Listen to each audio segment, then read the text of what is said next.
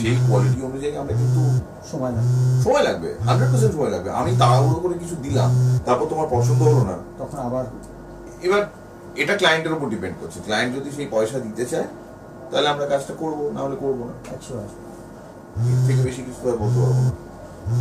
1 minute. কি রে, কখন বাড়ি ফিরবি?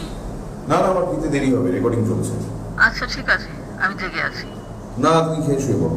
শুয়ে পড়বো? আচ্ছা। আর হ্যালো হ্যালো,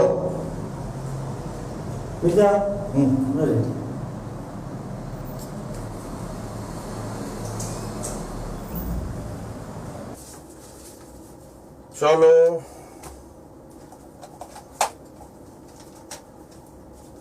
এটা কিসের জন্য গো? এটা কালকে মাদার্স ডে এর জন্য রেকর্ড করা হচ্ছে।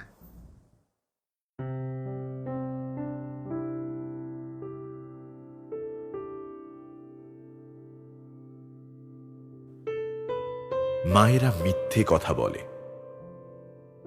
ছোটবেলায় যখন খেতে চাইতাম না, বলতো ছেলে ধরারা দুষ্টু ছেলেদের ঝুলিতে পুরে নিয়ে যায়।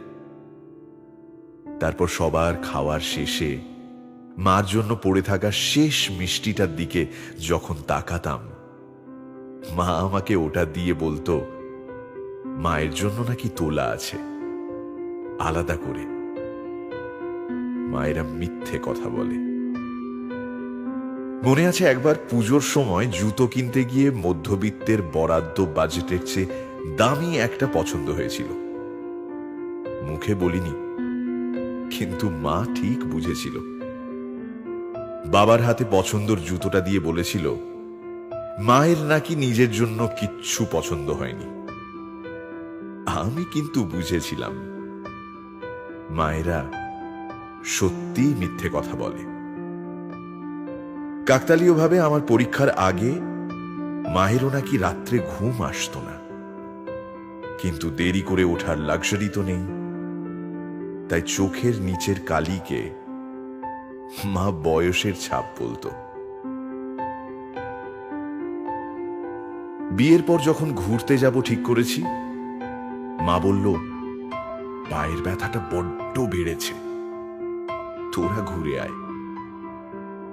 মায়েরা হয়তো সত্যি মিথ্যে কথা বলে। দিনের শেষে যখন ক্লান্ত পায়ে বাড়ি ফিরি, অন্ধকার সিঁড়িটুকু দৌড়ে পেরোই, কারণ মা বলতো ভয় নেই, অন্ধকার শেষে মা দাঁড়িয়ে থাকে।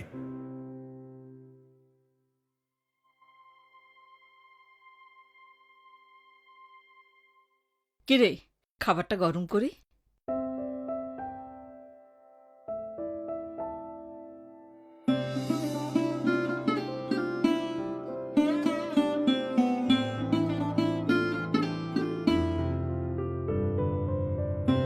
মায়েরা শুধু অপেক্ষায় থাকে, মায়েরা ঘুমোয় না।